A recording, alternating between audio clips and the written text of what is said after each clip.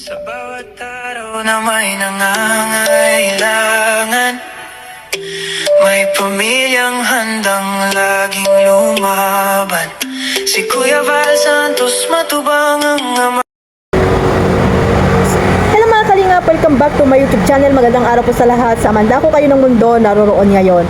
At bago natin po simulan ang ating reaksyon mga kalingap, magsha-shoutout muna tayo sa ating founder, Kuya Val Santos Matubang, Ate Edna Vlogs, Kalingap Rob, at sa lahat po ng mga nasa landing pad, ambassador, deputy, mga kalingap scouters, mega love shoutout po sa inyong lahat. Siyempre sa mga OFW, yung mga nandiyan po sa Pilipinas, mga sponsor na walang sawang sumusuporta po sa mga charity vlogger, especially po Kalingap Rob at Kuya Val Santos Matubang. Shoutout po sa lahat at sa mga kasamahan ko pong reactor, ayan, sa Team Bios, Karipa, Kamori, Team Strikers, Team Watchers, at sa mga team po, no, grupo po na nasa ibang bansa, Hong Kong chapter, ayan, sila, ano dyan, sila Ate Marie po dyan, sila Pidorado, yan, dalawa po yung pangkat nila dyan, no, dalawa yung grupo po nila dyan sa Hong Kong na nakasupport po dito kay, sa Kalingap, ayun, sa Kalingap po, nakasupport po sila mga Kalingap, especially po kay Kuya Val. So shoutout po at syempre sa mga iba pang mga group dyan na nakasupport po sa mga love team, no? Iba't ibang love team po na nandito po sa Kalingap. Shoutout po sa inyong lahat. Ito mga Kalingap, no, mayroon tayong clip video dito na nakuha po kay Kuya Andy. Ayan, no, mag-support, ano po natin, supportahan po natin si Kuya Andy, no? Isa po sa mga masisipag na charity vlogger dito po sa Kalingap, no, si Kuya Andy Kayakap Vlog. At mga nadadamay po sa mga nangyari po dito sa kapatid ni Joy. At dito nga guys, no, inaantay natin yung interview ni Kalingap Rob dito kay Joy, pero si Kuya Andy na po ang pumunta doon sa apartment ni Joy at nagbigay po ng tulong din, no, galing po sa isang sponsor, no. Sa pagkakaalam ko, di umano mga Kalingap, itong sponsor na ito ay doon kila, ano to, Kuya Noli, kung hindi pa ako nagkakamali. Sino pa nakakaalam mga Kalingap na itong si Madam Maria po ba ito mga Kalingap, na isa po ito sa mga nandoon po kasama nila Kanoli, pero nakasupport po ito dito kila sa pamilya nila Joy, no, sa kanyang pag-aaral siguro mga Kalingap, kasi nga nagbigay dyan po si yung sponsor, no. Ayan nga po, binlog ni Kuya Andy mga Kalingap. Ayan, no, pakinggan natin po yung interview dito ni Kuya Andy kay Joy mga Kalingap, no, at after nito ay magbibigay po tayo ng opinion mga Kalingap. Kasi may gusto lang pati ako itanungin sa iyo, kaya ako dumaan dito, tama-tama tayo nag-commit, nagkita ngayon, no. Si Rhea ba na napunta ba dito? Nagkausap na ba kayo? Hindi pa po kuya. Hindi pa. Bakit? Ba't di pa kayo nagkakausap? Ano po, di pa po yata po siya napapunta dito sa diet. Hindi pa. Ayan po mga kababayan, hindi rin po sila nagkakausap ni Rhea po, no, sa ni Joy. May ilang araw na kayong nakikita ni Rhea? Sa palagay mo lang. Siguro mga ilang araw, 4 days, ganyan natin po, mga ilang araw natin. Simula po nung nagkaroon ng issue. Mula nagkaroon ng issue? Hindi lang 4 days. Baka mga isang linggo na siguro, no? Siguro po yan. Ayan po mga kababayan. Tapos isa na po kayo mga kababayan, si Joy medyo papag-blessing. Mga kababayan, no, ngayon Joy, may tatanong kita, no, ano nga sabi mo sa mga nangyari nitong mga nagdaang linggong, sabihin natin issue kabot kay Rhea. Ano nga gusto mo nga sabihin sa kanila? Una po, syempre, gusto ko pong mag-sorry kila Kuya Val, kila Kuya Rab, kila Tita Edna sa naging issue po nitong mga nakaraan. Syempre, hindi rin naman po namin inaasahan yun ni Mama na mangyari po yun. And sa mga reactor po, sana stop na rin po yung mga pag-content po nila ng mga hindi na below the belt na hindi naman na karapat-dapat na i-content kasi hindi naman po nila kami kilala, syempre ng family ko, syempre kapatid ko rin naman po yung ginagano nila. And ayun lang po sa nangyari. And sa iyo Kuya Andy, sorry po kasi nadamay na lahat. Oo, nadamay din ako doon. Pati si Nanay Imelda, nadamay din. Oo, at ayun nga, yung mga nangyari itong mga nagdaang araw na nung pagpunta ko ka na Nanay Imelda, mayroong ang hindi naniniwala kay Nanay Imelda na imposible daw na sila hindi nagkakausap ni Rhea. Hindi naman talaga nagkakausap. So ay mga Kalingap, sa hindi pa po nakapanood ng full video na yan, pakipuntahan nyo po ang YouTube channel ni Kuya Andy. Ayan, no. At ayan nga po, no, nakasupport po siya dito sa pamilya ni Joy. At syempre si Joy, alam niyo naman na isa po siya sa mga tawag dito, pinapartner dito kay Prano, yung Pran Joy. Nakita niyo naman na talagang napaka-sweet ng dalawa, no, off-cam, no, sa ano ni Joy sa TikTok. Talagang hindi mo akalain na ganun na talaga sila ka-close mga Kalingap. Kahit po nawala po yung, hindi po na ituloy ang Pran Joy dahil nga ayaw ni ng pamilya ng nanay at syempre ni Rhea, no, ayaw yung tambalang Pran Joy, no, love team. Pero sabi naman ng nanay ni Joy na hindi pa nga daw ngayon kasi nga ay may mga tawag dito, may mga problema silang kinakaharap mga Kalingap.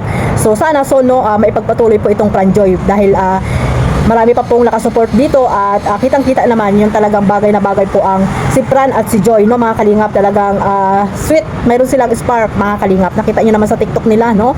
Nakita ko rin yung mga kalingap na talagang kahit pala wala ang Fran Joy, talagang tuloy-tuloy yung kanilang samahan, no, yung closeness po nila mga kalingap. Hindi natin alam kung totoo bang nililigaw na itong si Fran, kasi nakikita ko rin po mga kalingap yung kanya mga comment na talagang nakasupport din po dito sa TikTok po ni Joy mga kalingap. Grabe po yung kanilang tawag dito, kanilang ano doon, yung pag-uusap, no, yung palitan ng kanilang komento sa mga TikTok ni Joy mga kalingap. At meron pa ako nakitang TikTok na talagang grabe guys, napaka-sweet po ng Fran Joy. Talagang kikiligin po yung mga supporters po ng Fran Joy dyan.